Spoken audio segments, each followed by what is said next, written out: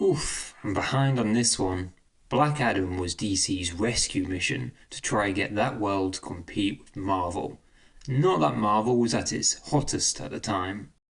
Releasing back in 2022 and watching it for the first time in 2024, I can't help but feel people were overly critical on it at the time.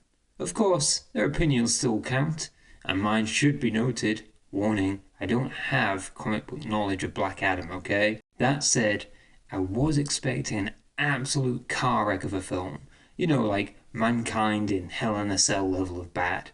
But what we actually got was just a plain old average film. And, alright, because I'm not up on all of the lore, I wasn't always certain why people were doing particular things.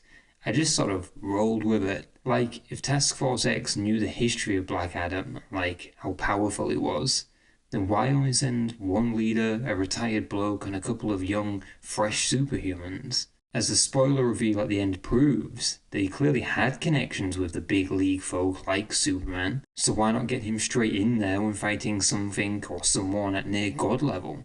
Having an understanding of that sort of thing outside of the film might have swayed my opinion for better or worse. Black Adam's bad guy act was hard to get on board with as well. I was alright with the revelations of him not being the original champion and so forth, but he never came across truly bad. Yes, he killed bad guys, who were, might I point out, trying to kill him, but that's just like an animal instinct thing. He wasn't horrific, he wasn't evil. I mean, right from the off, in his first opening scene, he's already saving people.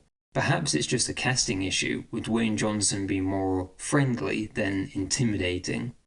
Not that I would describe him like that if I had to go against him in a fight. He'd definitely be intimidating, no doubt about it. Adam seemed to create just as much destruction as the heroes in the show. Both sides had buildings getting smashed up, and they can't have saved every person that was in there. The streets were crowded with just general members of the public. To me, it was a big plot hole in the whole heroes argument. Yes, they saved a couple of bad men who were trying to kill them and kidnap a child, but they were still causing havoc. Look at Atom Smasher. Were they really any better? And speaking of other characters, some were kind of a bit weak in this, others were mid. The two best for me, however, was the comedy relief uncle, Kareem, and of course, Pierce Brosnan as Dr. Fate. I don't know what a Dr. Fate is, but I like this portrayal of it. He seemed the least childish overall, and I thought some of his magic was interesting too, at least from a stylistic point of view. What a classy munchkin he was. He also seemed the most real to me and grounded, unlike Cyclone and Atom Smasher who were just bland. Not to mention the tiring use of slow-mo and Cyclone's strange, colourful, spinny attacks. Did someone just leave paintball mode on or something? It was just distracting. Reality is, though, and I think this is the crux of the issue, is that the film was too afraid to commit to the idea of Black Adam being an ancient anti-hero, despite that being the running theme throughout. And that's what really held it back.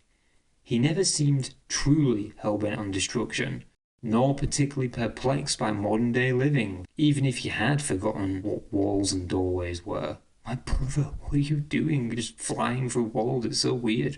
As a result, I really struggled to fully get on board with things. Perhaps the lighter note was to keep it so young teens could watch it, making it an age rating of 12 in the UK.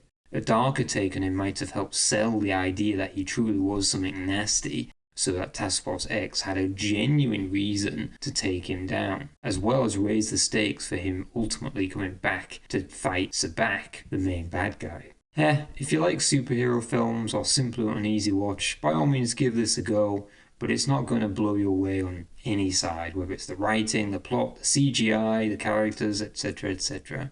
It just simply is a film. Stuff happens, and it ends.